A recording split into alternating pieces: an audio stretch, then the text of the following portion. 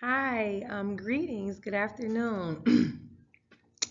So, my name is Rashonda, and I am the founder, executive director of the Major Goals nonprofit organization. Major Goals is an acronym for Major Goals and Objectives for Academic Liberty and Success. And I just would like to welcome you all and thank you all for tuning in. And this is our fall kickoff event. Yes, we're going to be here at we're here at the Twinsburg Public Library, and we are in meeting room 1.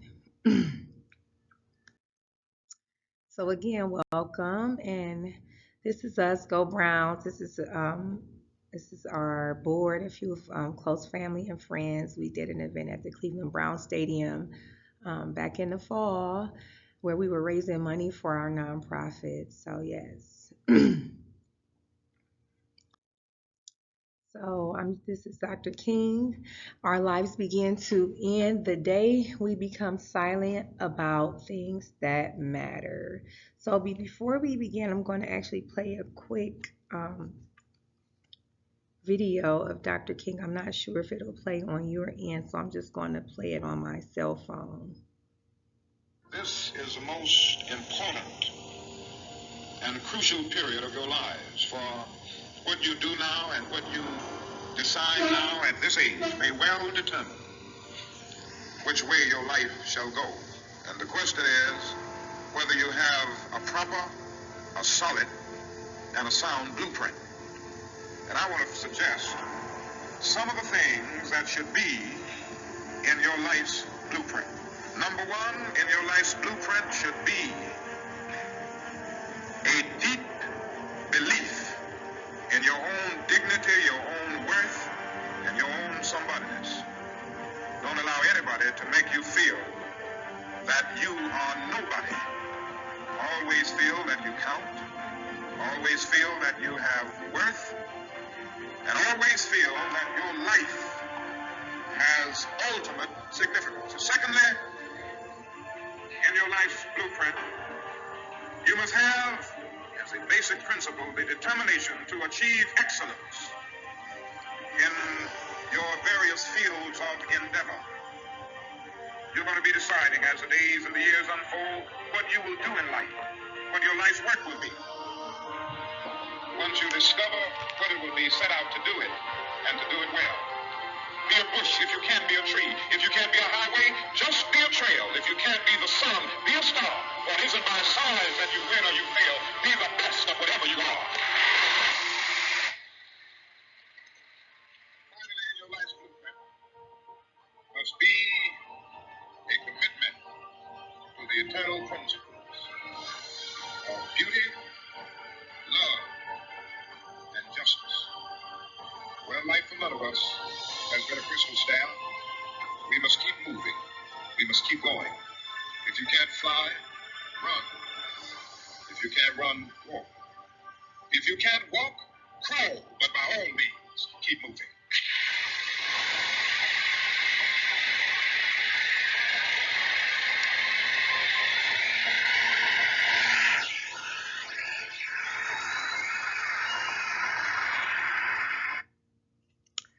Yes, absolutely.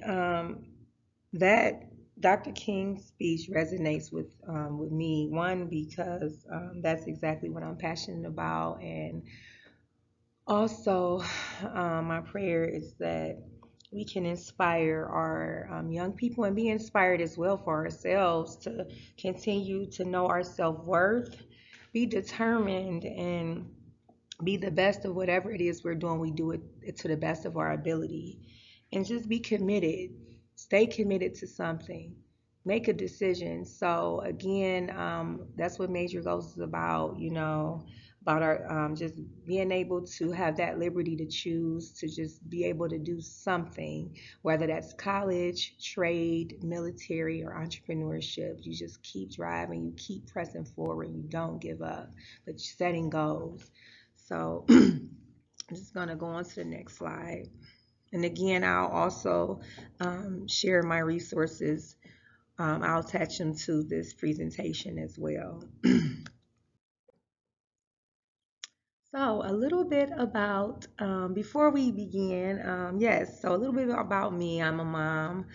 I'm a mom of six children. Yes, I have six beautiful children. God has given me six children to raise, and I thank God for the opportunity to be a mom.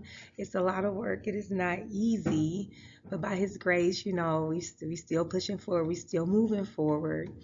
Um, what else? So, I'm a doctoral student studying for my PhD in health education and promotion.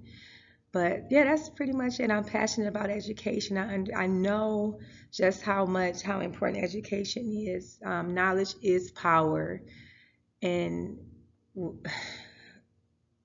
they like to tell us. It's an old saying. I tell my kids all the time. They like, we laugh about it. If you want to have anything from a black person, put it in a book, and most of us laugh. But sometimes when you really dissect that, when you read, what do you gain? You gain knowledge. And what is knowledge? Knowledge is power. So as long as that saying resonates within our community, we're not going to read. So how about we do read? How about we encourage our young people to read, to get the knowledge, to get the power, to have that liberty to choose what you want to do in life by the grace of God. So again, that's enough about me.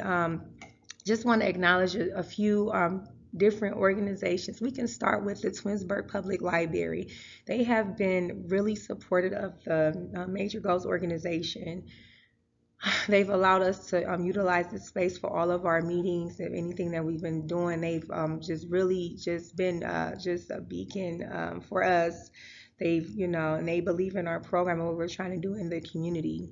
So we are just humbly grateful for the Twinsburg Public Library, as well as the Twinsburg City School District, Mrs. Kathy Powers, yes, as well as the board members there. We just thank you for just one, believing in the cause. And my prayer is that we can come up collectively together to come up with a way to really turn this tide on academic underachievement. And that includes community members, family first, community, and then the schools. But again, the Twinsburg City School District, they have been supportive of the Major G.O.A.L.S organization.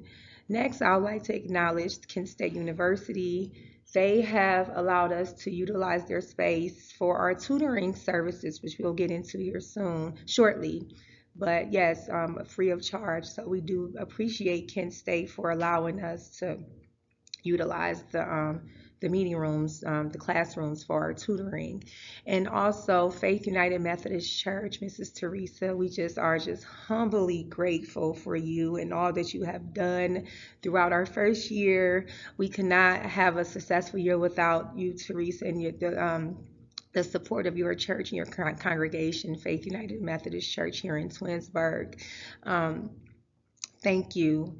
Next is Costco, the Reading Buddies program. Those people that you see at the top right of the screen, those are all of the Costco tutors. They came out. We have a partnership with them, and they just come out and they provide the tutors, and they read to our the children in our program. It's for children in grades kindergarten through 6, and they come out and they come out once a week and they read with them in the effort for the kids to develop a love of reading. And the children enjoy it. They enjoy the program. And it's about a 45-minute program once a week. We did it on Mondays in the spring. But at the end of the program, they get to have a huge party as a celebration of everything that they've read and accomplished over the course of the 10 weeks. And then the kids get to keep all of the books that they've read. So a few children actually finished their books before the 10 weeks is up. So it was just it's an exciting experience for the children as well as for me. But yes, thank you, Costco and Chick-fil-A. Yes, Chick-fil-A.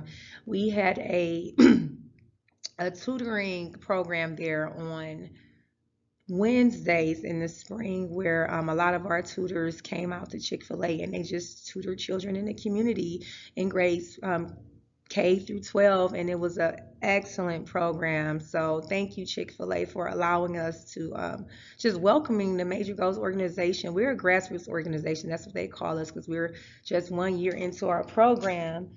But a thank you, Kent State, Chick-fil-A, Aaron. You are just awesome. We are just by the grace of God, we're just really grateful for the support that we've had in this community. So, but yes, Kent State, Twinsburg City Schools, Faith United Methodist Church over there on the left, and that's a picture of us. They had a community cleanup day, so we partnered with them, and then of course the Twinsburg Public Library. So yes, thank you all for all that you are doing for the Major Girls organization. We pray that God continue to bless you all and continue to watch over you. So again, thank you. Next, okay, so the Major Goals Organization. Yes, that's us. Talk to us. I talked to you all a little bit about us. But yes, we are a nonprofit 501c3 organization focusing on turning the tide on academic underachievement of African American and economically disadvantaged families. So here's our moment of truth. So this is how we started. This was at my oldest child's academic end of the school year academic award ceremony where children were recognized for either having a cumulative GPA of a 3.5 or higher, perfect attendance, and then I believe it was for community service, or you got put in for a citizenship award. So um, it was a huge shock to see only four black boys, young men rather, on stage for being recognized for having a GPA of a 3.5 or higher. And as you can see, there were looked like over 100 kids on stage, but there were only four African American black males on stage being recognized for that achievement, and that was enough for me to just have my mouth wide open, like, whoa. It was a moment of truth. It was a reality check because, in our district, I just assume, on the state report card, we're always doing so well. So I just assumed everyone was doing well. But what you'll find out here soon is that actually it's a few, not even a few. There's certain demographics that are actually doing exceptionally well, and black population. There are a few of us that are, but overall, generally speaking, we're not carrying that high achievement grade on the state report card.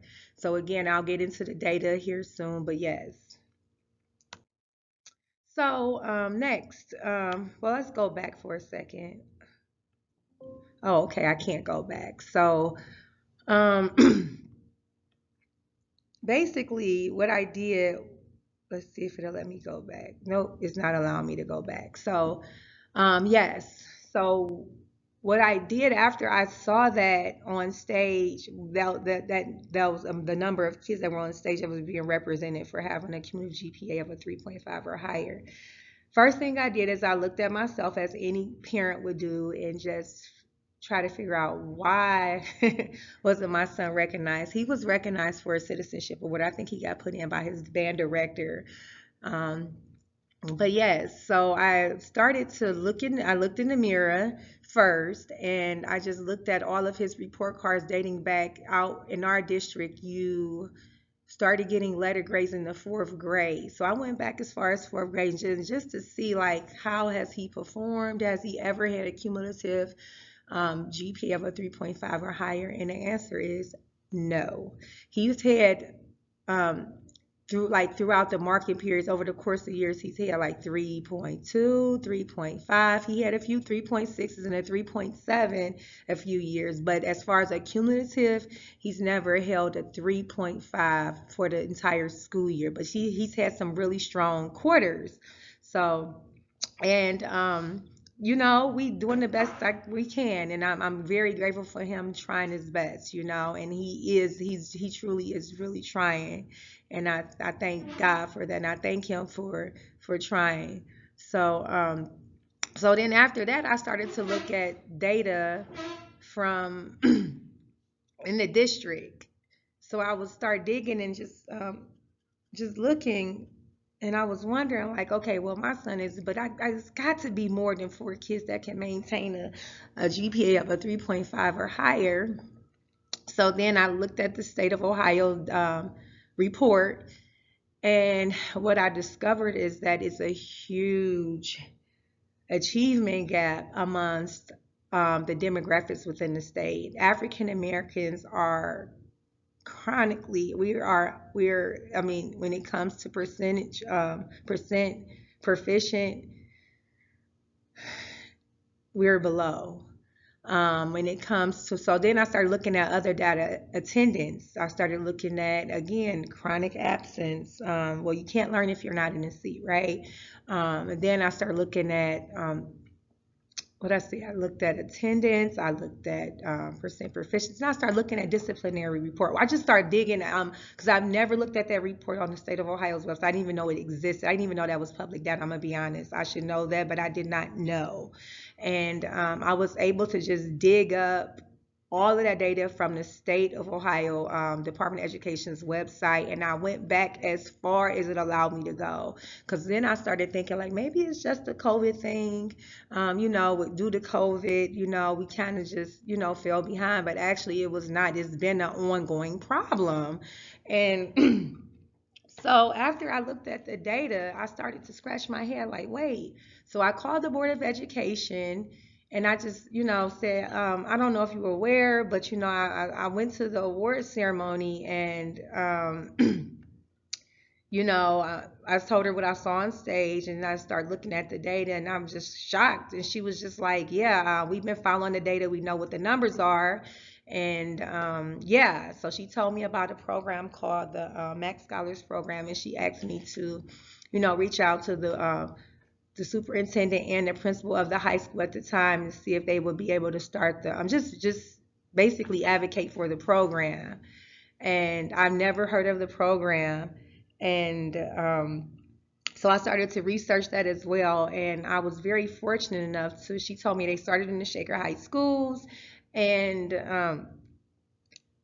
so I started looking it up on the Shaker Heights City School District website. So I called in to inquire about it. And by the grace of God, I was very fortunate to talk to one of the founding members of the Max Scholars Program in Shaker, Mr. Mack. And he spent like 2 hours on the phone talking to me about the program and why they started it and how it's completely changed the this African American student population academically, how it's really improved their test results, everything. He sent me these videos, and it's like, oh my God, wow, this is an excellent program. They teach them about leadership, responsibility, respect, dignity, and they teach them that why academics are important. So we need that, right? So I did. So what I did is I just did just what the board member advised me to do. I started going to Board of Education meetings. I started speaking on different, sending emails and everything. And one of the principals here was just like, this is a great program, but the problem is it's a school-based program. We just let go of a lot of teachers and staff and support staff, and we don't know if we can get anybody that could step up to do it. And at that moment, I believe God put in my heart to be the change I wanted to live. I wanted. And so he put in my heart to just, hey, you do it. So that pretty much started.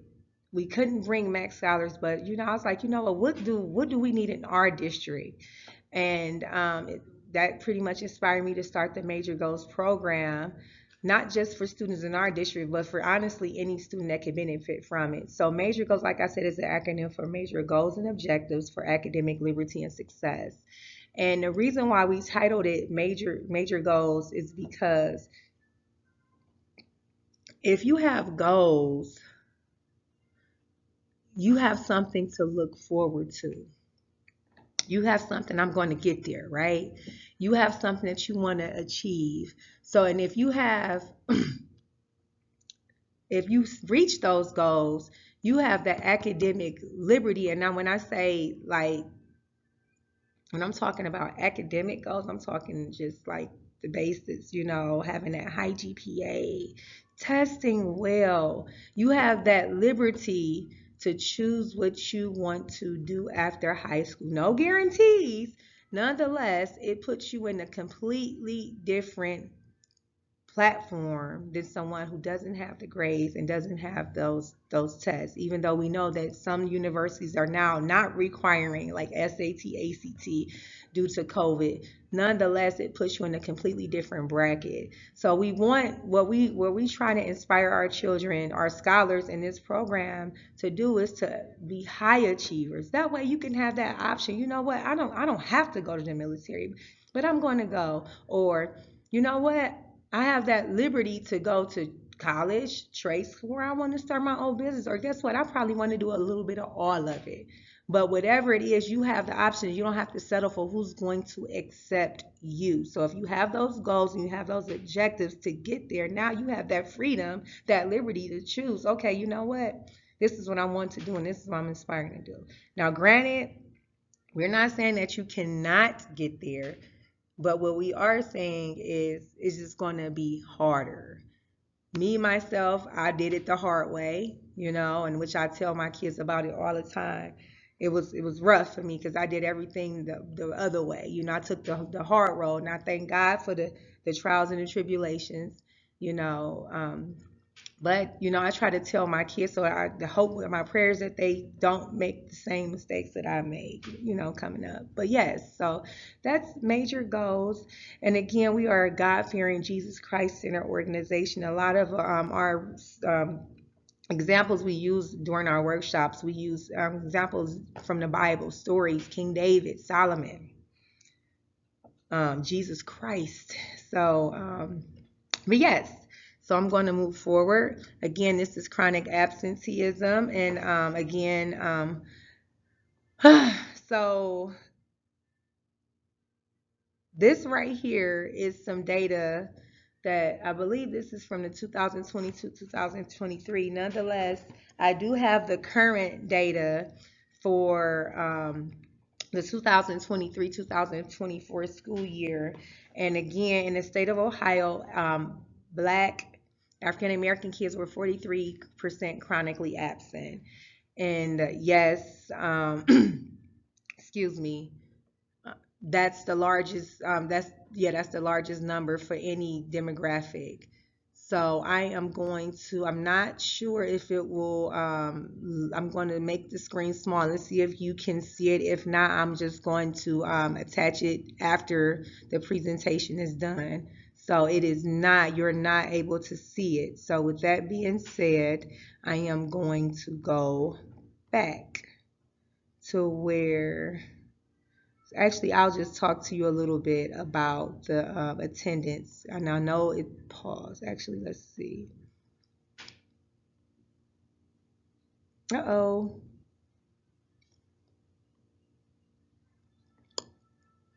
Let's exit out of that.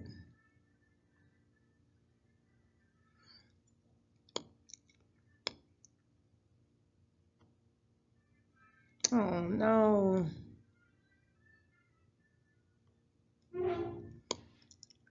Okay. Oh, I think it paused. Okay. So basically, again, chronic absenteeism. So these are the things that I looked at again on the state's report card. Again, you can also access this data. This is public information. So, but yeah, so in the state of Ohio, African Americans were 43% chronically absent, 86% attendance rate. For in our school district, we were 18% chronically absent. Again, in comparison to the state, that is a small number. Nonetheless, we are the most chronically absent in the district that we live in. So again, chronic absence is a huge concern. Moving on, percent proficiency. So I'm not sure if you will be able to see this, but again, I am definitely going to try. But which I talked about it briefly earlier. Again, I'll attach these clips to the bottom of at the end of our slide. So yes, again, we are, when it comes to percent proficient, I'm going to make the screen small again. This is, which data is this? This is percent proficient. So,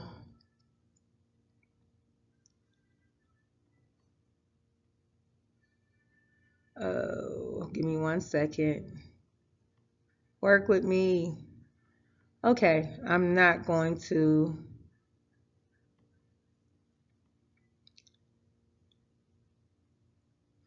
Okay, so I'm just going to keep moving forward. So again, this is data that was alarming to me as far as percent proficient. It starts at the third grade and it continues on through high school. I encourage you all to look at the data and look at the reports for yourself and just see what you can pull from it. Again, they have it on the state's website. So, but yeah, it's alarming. It's extremely alarming when you look at the percent proficient. So when it comes to English, English language arts, math at each grade level, English language arts, math from third through eighth, and then excuse me, even with science and history and social studies, and then when you get into the high school level, they talk about the percent proficient and passing, excuse me, and the algebra, the geometry, the history. Just look at the data. I'll attach my resources to the end of this presentation as well. So I'm going to move forward. And again, these are discipline occurrences. African Americans are represented in each category, practically each category of the discipline occurrences within our district as well as within the state. So, we as parents, a lot of things start in the house. Again, this forces us to look in the mirror and see what we need to do and what we can do to make that positive change needed for our children to, thrive. But a lot of things that's going on within the school sometimes start in the home and it kind of boils over into the community, which in turn boils into the districts, the schools. So we as parents, we got to take responsibility. We got to take responsibility. We have to come back to parenting our children and just reaching out, trying to get the resources needed to be successful with parenting because it's hard. Trust me, I know it's hard. I'm dealing, as a mom, it is a lot of work. I'm telling you, it is just but by His grace, we got to just continue to press forward. So, but yeah, I'm going to move forward. Okay, so let's go to something a little bit more positive. So here's a fun fact. Students who feel supported by their parents are less likely to experience emotional distress, practice unhealthy eating behaviors, consider or attempt suicide, or disengage from school learning. So yes, parents matter. Don't We got to stand the fight. Yep, don't give up. And I know, sometimes it's hard. It's always hard, right? But God tells us in His Word, in this life there will be troubles. He reminds us to be of good cheer. I've overcome the world. But yes, it's hard. But we just got to keep persevering, stay encouraged. All right, so here we are. Again, this is a purpose, and this is basically what I just kind of briefly, well, what I talked about earlier is the persistent underachievement of African American and economically disadvantaged students has been an overwhelming problem for decades in our district and throughout the state of Ohio, as well as across the nation. Yes, I was looking at nationwide data as well, and it's the same. Yeah, so Major Goals is designed in hopes of enhancing parental involvement and community engagement to increase our students' overall academic achievement and well-being. So this is the mission. This is our mission and our vision. So our primary mission is to provide high quality educational services, mentoring support, as well as personal development resources to improve academic outcomes and overall well-being. And the reason why it's really great to have okay, you have this really smart child that's thriving academically, but when you really think about the entire spectrum, we have to focus on all dimensions of health: intellectual, right? Social, emotional, spiritual, physical, environmental, all of them. But yes, so it's important and that's what our program is about. We try to focus on the overall health and well-being because it's not just academics that's important, right? It's okay, mentally how you feeling, physically how you feeling. Spiritually, where are you? Environmentally, right? If sometimes our morale is low, if we walking around, we seeing trash everywhere. So it's important that we try to focus on the things that we have control over, right? Because nobody's going to fix the world but Jesus Christ. Nonetheless, what do we have control over? What can we change that's within our control? Our vision is a community where all students ages 5 through 19, regardless of race or socioeconomic status, are positively thriving academically and performing at their fullest potential. So these are our three program goals, to increase cumulative GPA, to increase attendance, and to reduce the incidence of disciplinary actions. Again, these are our three primary goals. Our services, yes, we have monthly family personal development workshops, yes, for the entire family. So this isn't where, okay, we can drop our child off and come back and, no, we want to increase family involvement, because like I said, with the research that we found, research shows when parents are completely engaged in their students learning, they do better. So these workshops are focused on the entire family, and we talk about so many different areas that a parent and a student or child can be dealing with throughout life, whether that's risky behavior, conflict resolution, homework, or just like cleaning the room, following directions, discipline, order, respect. All of those things are extremely important. And then we also have the weekly tutoring piece, which we talked about earlier with, like I said, Kent State, Faith United Methodist Church. We have some awesome tutors. They're volunteers, and we are just, again, humbly grateful for them. So yes, we do provide weekly tutoring. Again, these are monthly personal development workshops. And our next one, first one will be Saturday, November 11th, 2024. It's going to be here at the Twinsburg Public Library. And yeah, it's going to start at 3. We'll go to about 5:30 p.m. And this will be a special presentation in honor of our veterans. Thank you for your service. So, yes, again, it's going to be Saturday, November 9th, and at the library. Again, here's our academic tutoring. So the purpose of tutoring, that's one of our really awesome tutors, Darlene. We are just so grateful for her. But yes, we assist students with homework, projects, and test prep, papers, research, and other academic tasks.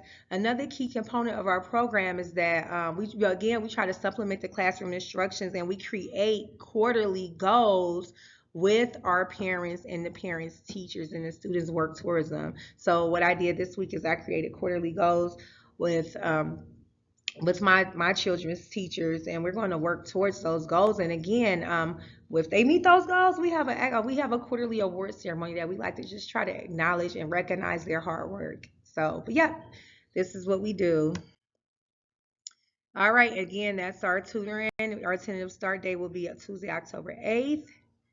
All right, and also Faith United Methodist Church. All right, so here's another fun fact, and again, to lighten it up a little bit. So research shows that when schools, parents, families, and communities work together, students earn higher grades, attend school more regularly, stay in school, and are more motivated. This is true for students in all ages, all backgrounds, and across race and ethnicity. So again, it takes a village to raise a child. And that includes all people that the child is that is around. That's parents. That's their peers. It's positive role models, right? Community members.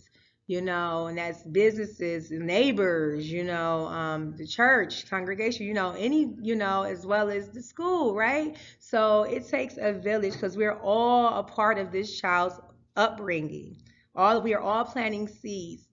We are as parents, their friends are, the school definitely is, as well as whatever they're looking at on their cell phones and in their computers. So we really, as just like everyone else is, we as parents, we have to plant seeds. Do not give up. Moving on. So again, this is our first. We're moving into our second year. Again, this is just going to a few highlights of our program. We had 35 families registered for our program last school year. Praise God. Yay. Thank you all. We are so grateful for you all for giving us a try. These are a few of our families in Costco. And then, yes, again, so our average GPA was a 3.39. Yep, for grades, again, 4th through 12th, because out here you start getting letter grades in the 4th grade. So, but yes, yep. So, and this is one of our high achieving scholars. He has a few of his awards in his hand that he earned. But yes. Next, again, attendance, increased attendance.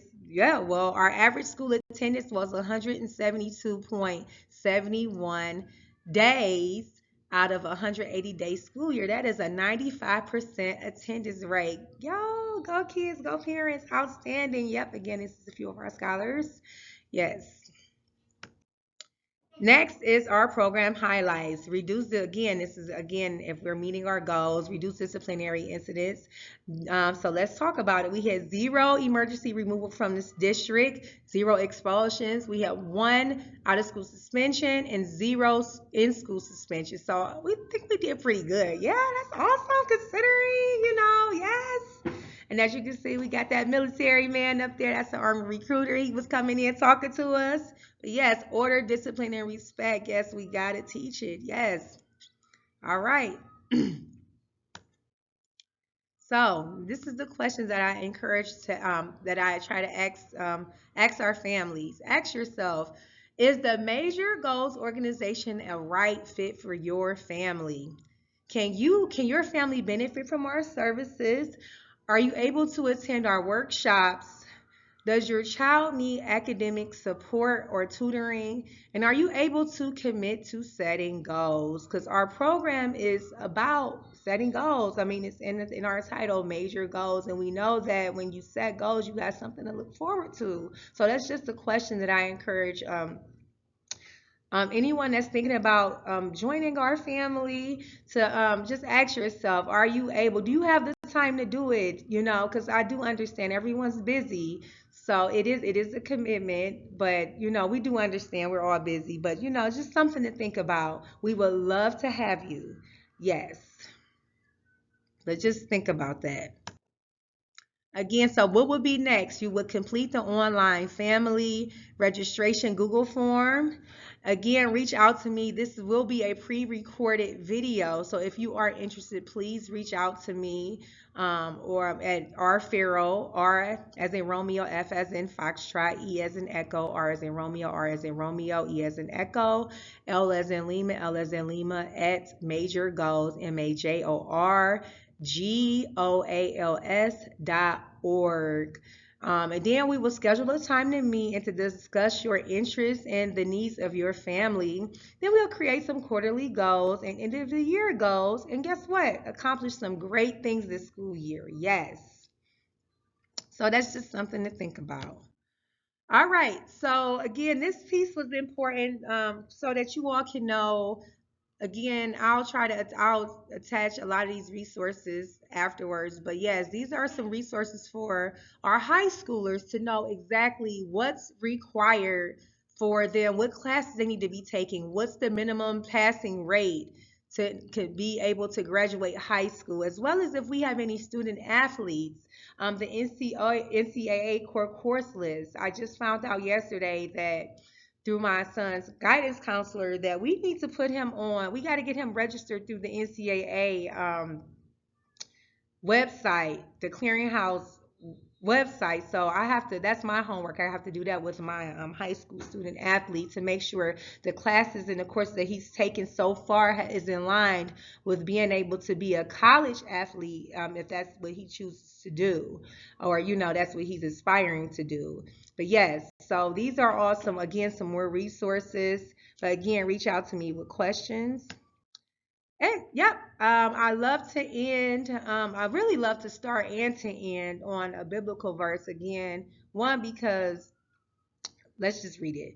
Proverbs 22:6. Train up a child in the way he should go, and when he is old, he will not depart from it. This is extremely important for us parents because training starts at home first.